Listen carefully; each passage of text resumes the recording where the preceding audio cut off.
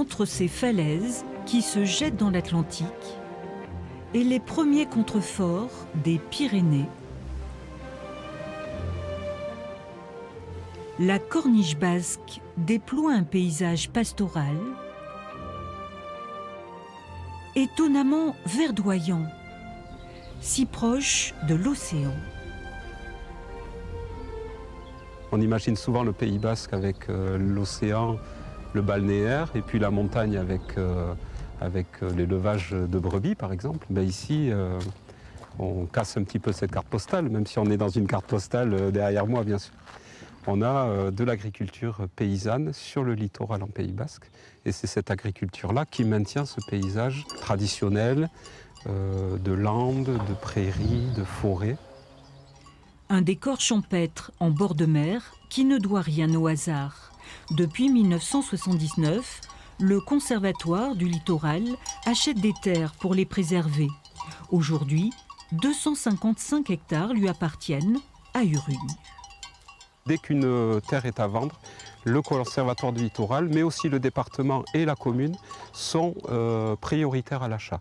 Ce qui fait que petit à petit, l'ensemble de la Corniche basque sur cette commune va devenir progressivement du privé vers le public.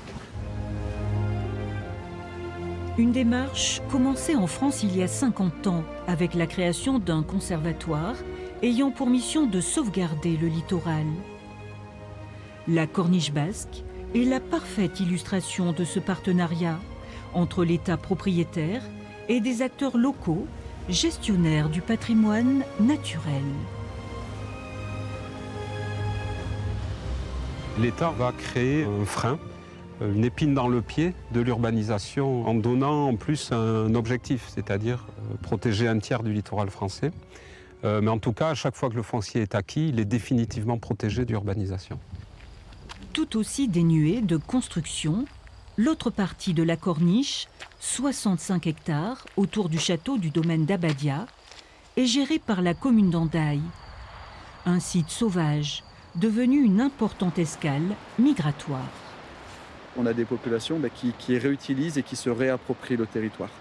Sur des oiseaux d'eau, le cormoran huppé, mais aussi sur des passereaux qui sont des passereaux transsahariens qui partent du nord de l'Europe et qui viennent sur la période d'automne migrer pour aller jusqu'en Afrique. Et si ce territoire n'avait pas été préservé, aujourd'hui il y a une trentaine d'années par les acquisitions foncières du Conservatoire du littoral, on aurait pu avoir de l'urbanisation qui serait développée sur cette zone et donc on aurait eu une perte de valeur de biodiversité. Le vœu d'Antoine d'Abadie, propriétaire du château au XIXe siècle, est exaucé. Lui qui rêvait de voir ses terres à jamais protégées. Le Conservatoire du littoral détient aujourd'hui 218 000 hectares, soit 18% des côtes françaises.